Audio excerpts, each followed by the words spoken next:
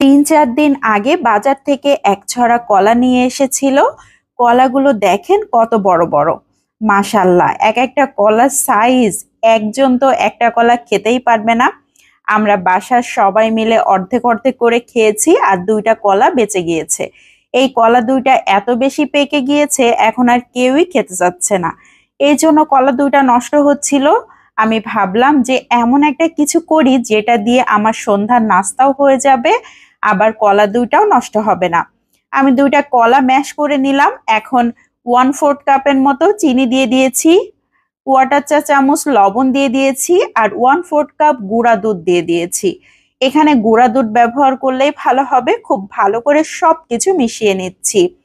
এখন দিয়ে দিচ্ছি আটা, আধা কাপ। আমরা যে আটা দিয়ে রুটি খাই সেই আটাই ব্যবহার করেছি। এখানে আমি চাউলের গুঁড়াটা দেইনি, আটা দিলেই ভালো হবে। খুব ভালো করে মিশিয়ে নিয়েছি। আমার কাছে মনে হচ্ছে আরো একটু আটা লাগবে, এজন্য পরে আমি আরো 2 টেবিল চামচের মতো আটা অ্যাড করে দিয়েছি। আবারও খুব ভালো করে মিশিয়ে নিয়েছি। খুবই ভালো করে মিশাতে হবে, আর এই মিশ্রণটা কিন্তু একটু নরম টাইপেরই হবে। এখন দিয়ে দিচ্ছি একটা ডিম। ডিমটাকে দেবার পর খুব ভালো করে আবারও মিশিয়ে নিতে হবে।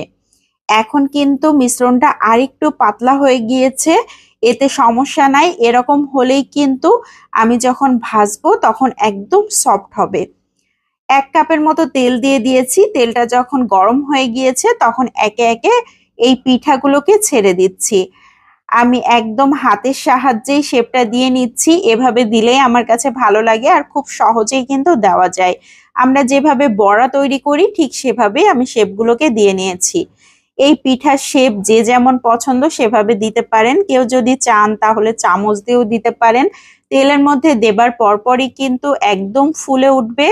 2-3 মিনিট লাগবে এক একটা ব্যাচ ভাজতে, খুব বেশি সময় লাগবে না। একদম লো ফ্লেমে রেখে তারপর ভেজে নিতে হবে, না হলে কিন্তু বাইরের আবরণ বেশি পুড়ে যাবে, তখন আর খেতে ভালো লাগবে না। আমি আরো একটা ব্যাচ ভেজে নিচ্ছি।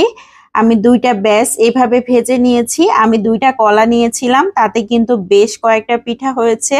আর কেউ যদি চান একটু শক্ত টাইপের মুচমুচে করতে, তাহলে চাউলের গুঁড়া ব্যবহার করতে পারেন। তবে সেই পিঠা কিন্তু খেতে খুব একটা মজার হবে না। যদিও একটু মুচমুচে হবে, কিন্তু খেতে একদমই ভালো লাগবে না। একদম সফট। দেখেন, আমরা কেক বানালে যেরকম হয় একদম ভেতরটা কেকের মতোই কিন্তু হয়েছে। এটা যে কি মজার হয়, যারা তৈরি করে খাননি তারা একবার হলেও তৈরি করে খেয়ে দেখতে পারেন। অনেক বেশি মজার, একবার খেলে বারবার খেতে ইচ্ছে করবে। কলার এই পিঠাগুলো ভালো লাগলে বেশি বেশি করে শেয়ার করে দিতে পারেন, অনেকেই দেখার সুযোগ পাবে। আজকের মতো বিদায় নিচ্ছি। আসসালামু আলাইকুম।